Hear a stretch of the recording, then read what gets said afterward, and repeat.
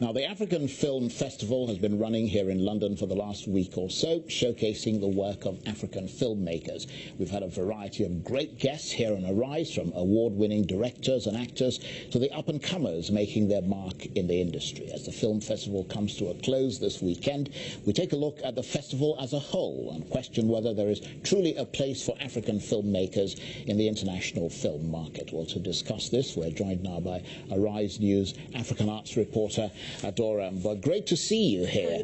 What has the reception been like for Film Africa this year? I think it's been a great month for African arts in general in the UK, actually. But Film Africa, this was its 5th time doing it in the UK, and I think it was its biggest. I mean, for the first time, they had more than one venue. It was venues across the whole of London, and I think there were 60 movies that they showed, from documentaries to short films, encompassing the whole of different types of African movies and producers and directors.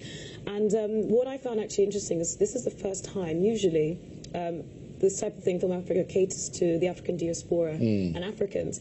But now it's you know, everyone and anyone. There were Europeans or people from across the continent, Americans, Asians watching. So instead of being, you know, an African film festival, it was a film festival. Just, you know, absolutely. Now, of course, 60 films is quite a lot to wade through. I mean, any films or directors that stood out for you? I mean, for me personally, there were 2. Idris Elba's Mandela, My Dad and Me, which is a documentary of an hour. This was interesting because originally, you know, Idris was Mandela during the film Mandela Walk to Freedom. I was doing research in Mali and South Africa, and the director, Daniel Vernon, was just filming him just more for research. Then during that trip, his father died. So suddenly it became this really profound, really emotional documentary. And it was the first time you see, you know, an actor in, you know, not in his element, in a different country, and then actually experiencing these real emotions with him. So that was great. I mean, the second one, of course, was our guest of yesterday, Kimu. And brilliant young man. Amazing, he's so talented. Things of Amos Wanderer. I just love the movie. I think the whole thing is so...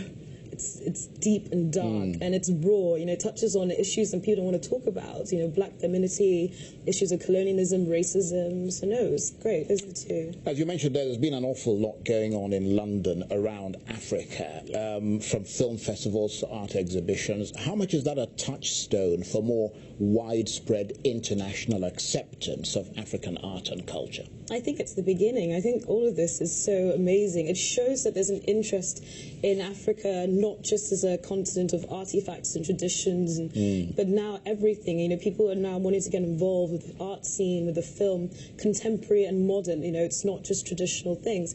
So I think if it starts here in the UK like this, I mean, next is going to be France, and, you know, Spain, and then, of course, America, who's always pioneered difference in places like Africa as well. But absolutely. But, of course, the international film market, as you hinted, there is heavily saturated with American and European movies. How can African filmmakers crack that market? It is a tough industry. I think at the moment African films hold 1% in the whole cinema industry in this country.